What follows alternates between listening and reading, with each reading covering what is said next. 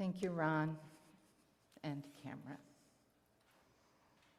for sharing this wonderful music that carries such a beautiful vision.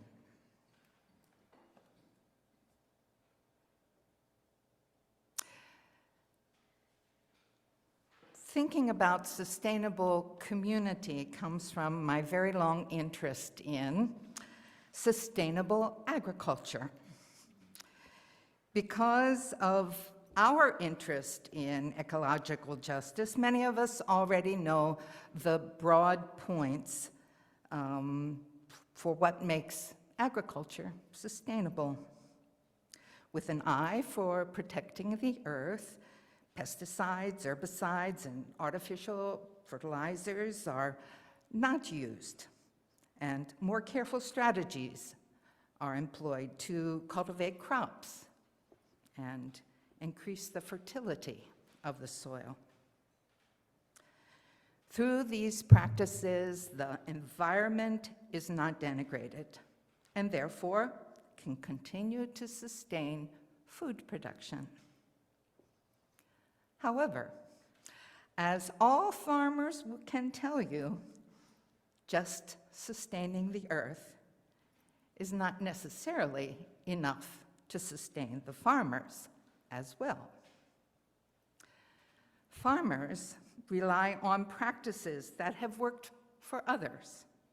They choose crops that can grow in the available conditions. They find new methods or change direction when something that should be working is not working.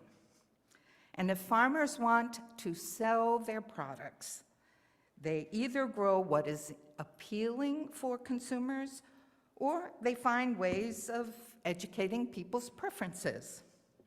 For example, from a farmer, I learned long ago that Hubbard squash is really a delicious vegetable and not just a funny-looking decoration.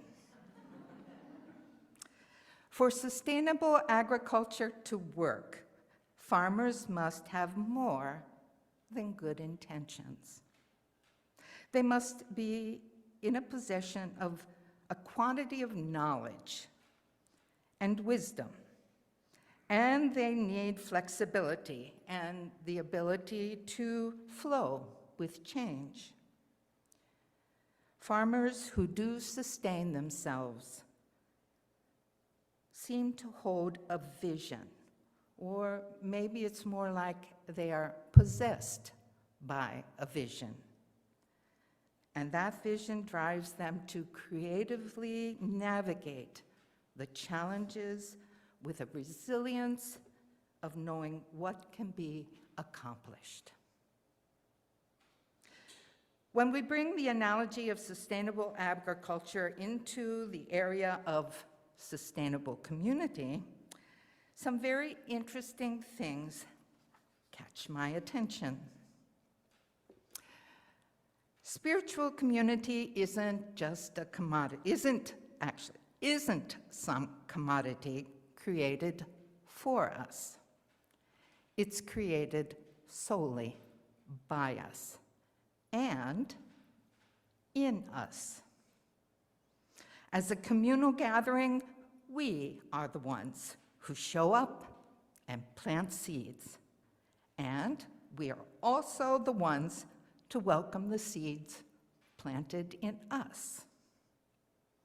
We are the gardeners and farmers that create and nurture what's being grown.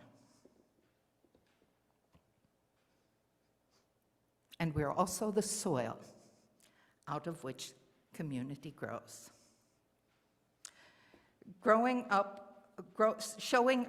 with and for each other is the very foundation of spiritual community. For people joined in faith, spiritual community means much more than a group of people who are gathered around a religious idea. Like the words communion and unity, this kind of community is felt and understood as an essence of connection and relationship.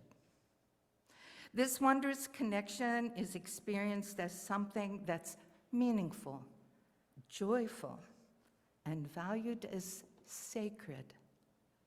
And the deeper we move into this experience, the more clearly we sense that community is something alive and in need of sustenance and nurturing. We are now in week 3 of our pledge campaign. Months ago, I already was seized with the idea about speaking about sustainable community. I wanted that to be a part of our message of shared stewardship. As I said, I find the comparison to agriculture pretty compelling. And then, while pulling together thoughts on this month's theme of transformation and coupling that with what it takes to sustain community, some aggressively persistent thoughts began overtaking my neatly organized metaphors and analogies. My neat and tidy metaphors for our community of faith were shoved away by the reality of the world we now face and in which we live. We are living in a world on fire. The flames are burning around us for fractured communication, unjust societies, humanitarian crises, and ecological disasters. As individuals, we can be easily tempted to feel helpless and overwhelmed.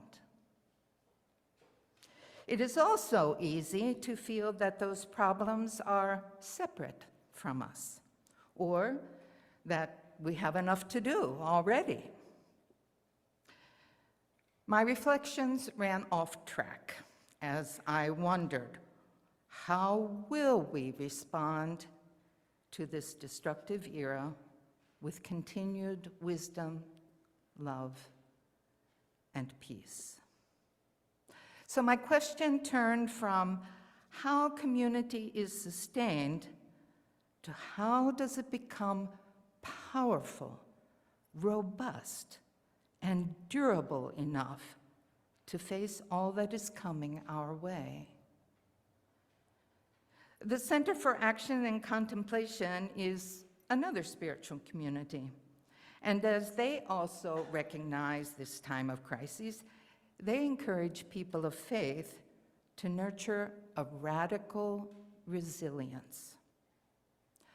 Radical resilience in spirituality is the ability to face hardship and opposition with greater love, deeper awareness, and a clarity of purpose. This is a call to commitment.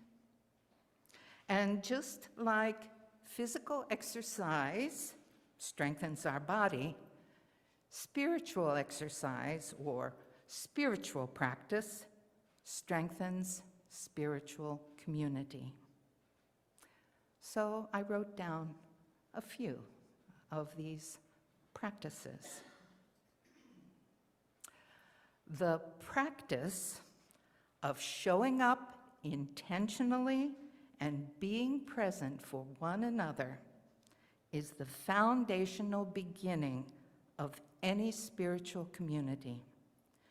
To show up is to take part in community development, growth, and nurturing. Holding one another within presence is to witness how community envelops our own uniqueness and how we are reinforced and expanded in return. We practice recognizing and celebrating the qualities that define our spiritual being, to live with joy, generosity, creativity, kindness, a sense of mystery, a sense of the sacredness of life. We practice recognizing the connection of spirit that we share with each other, and by extension, the connection we share with all of humanity. We practice the celebration of life, how we are formed by it, how it continually is unfolding, and how we are enmeshed and connected through the threads of its existence. All of these wonderful opportunities for practice are a part of our faith community. All that's needed is the compelling insight for why to show up and put in the time and commitment and the effort. On the one hand, I'd like to say that desperate times call for radical responses. For the Native peoples who practiced the ghost dance, they shared in that spiritual immersion to hold on to hope and to find strength in their shared humanity. By the judgment of the material eye, it appears they failed to accomplish anything. But as Stephen Charleston points out, ultimately, the Native people survived the end of their world. Does that mean we need to face annihilation for us to become fully committed to growing a resilient inner life? I certainly hope not.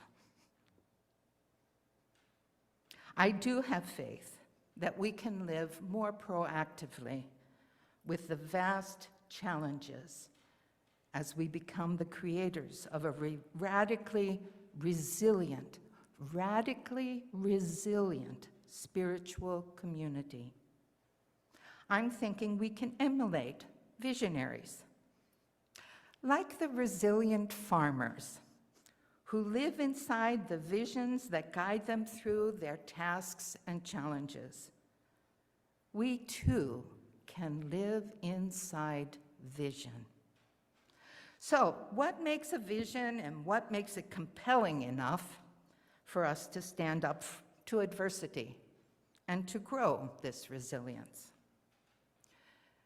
Resilient farmers want to raise an abundant crop and pay their bills, just like all the other farmers.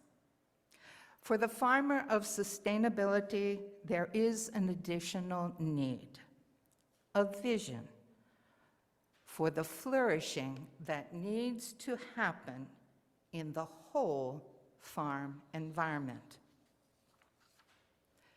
This kind of visioning is the ability to hold all the components in a big picture. All the components, big picture.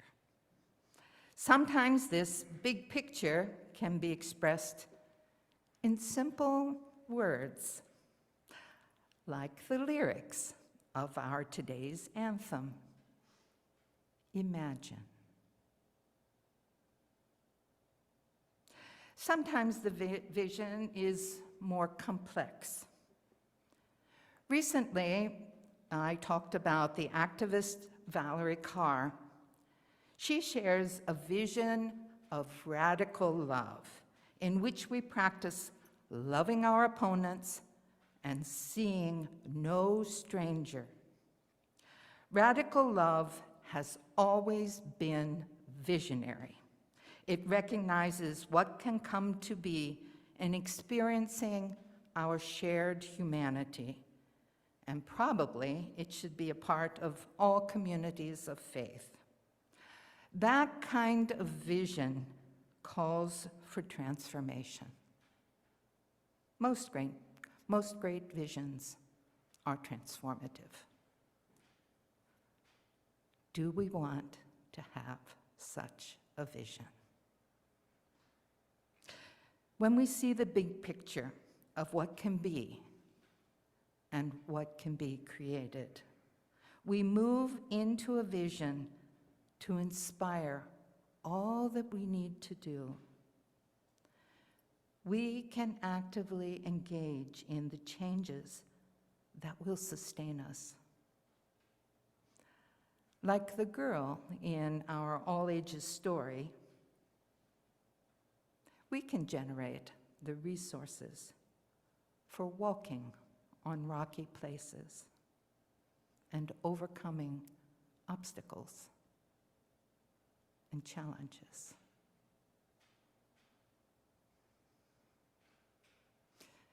May it be so. May we take part in making it so. Amen, and blessed be.